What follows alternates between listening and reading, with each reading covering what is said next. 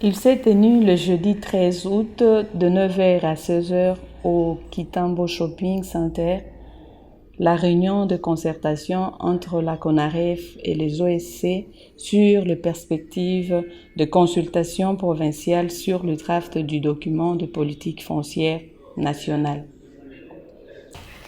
Sous la modération de M. Raphaël Kaboussa, consultant ONU Habitat attaché à la CONAREF en charge du jalon 1, le mot de circonstance a été donné par Maître Marie-Thérèse Okenge, expert en charge de questions de communautés locales et peuples autochtones et représentant du coordonnateur de la CONAREF à ses assises. Un exposé incitatif donné par M. Simplice Mutombo, expert en suivi et évaluation à la CONAREF, sur l'état de lieu de la réforme en RDC. Après des échanges de clarifications, il s'en est suivi les travaux en carrefour en 3 groupes qui ont accouché des recommandations dont les plus importants s'articulent autour des questions d'effectivité communicationnelle de la CONAREF dans le processus de la réforme et de l'importance de tenir d'autres réunions de ce type trimestriellement. Les suivis des recommandations données durant ces assises assurerait la bonne marche de la réforme foncière avec les organisations de la société civile comme partenaires de choix.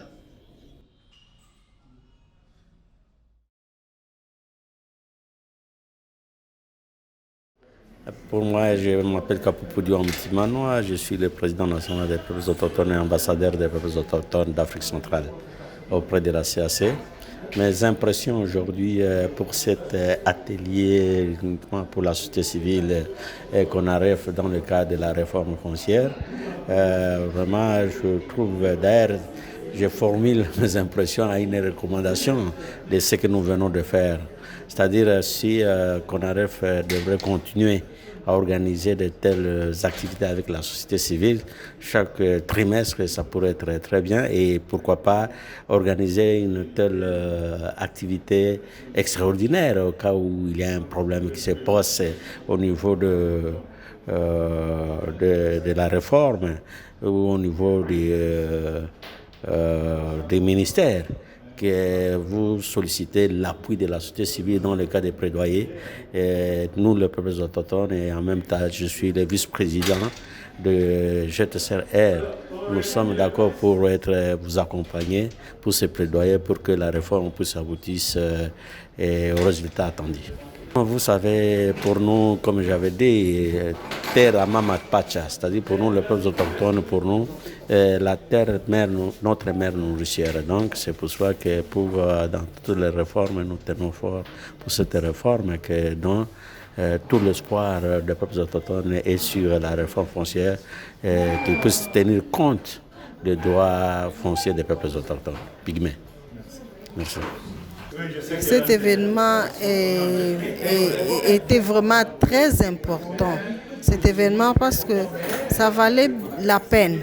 Ça valait la peine. Il y avait des suspicions, il y avait des questions, il y avait des interrogations au niveau des acteurs. Ils ne comprenaient pas exactement ce qui se faisait au niveau de la Commission nationale de la réforme foncière, surtout avec le contexte du Covid-19, il y avait vraiment des interrogations.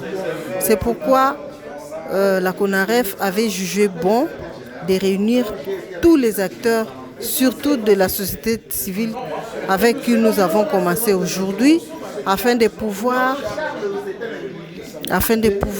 discuter et parler sur la poursuite du processus de la réforme foncière.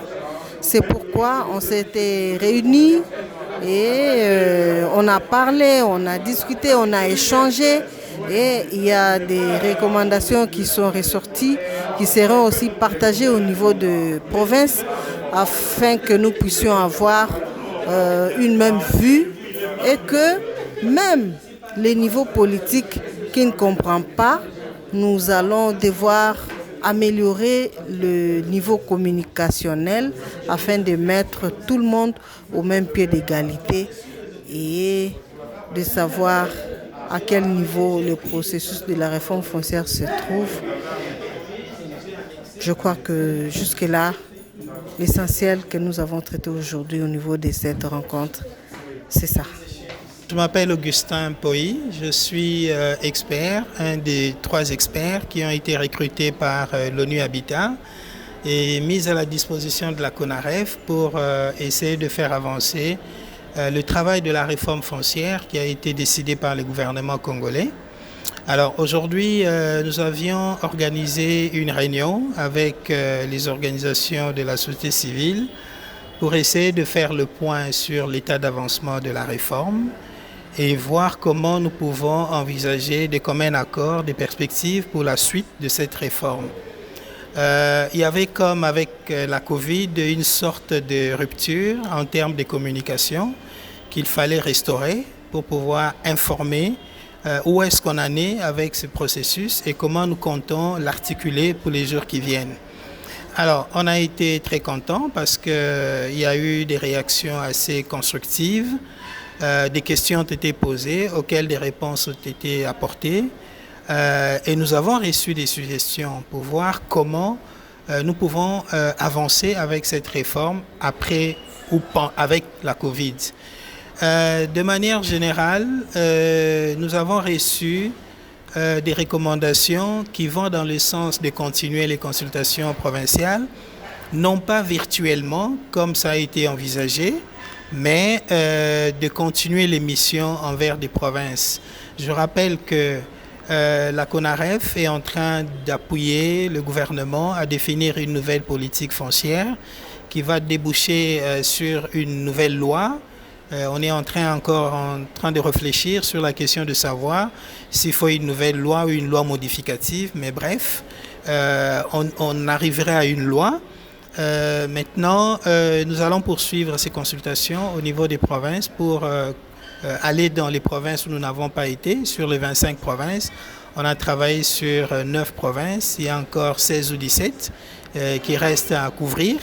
Et les suggestions, c'est qu'il faut continuer les missions, aller vers les parties prenantes, les écouter, recueillir leurs contributions et les capitaliser pour la revue de la version disponible actuellement du document de politique.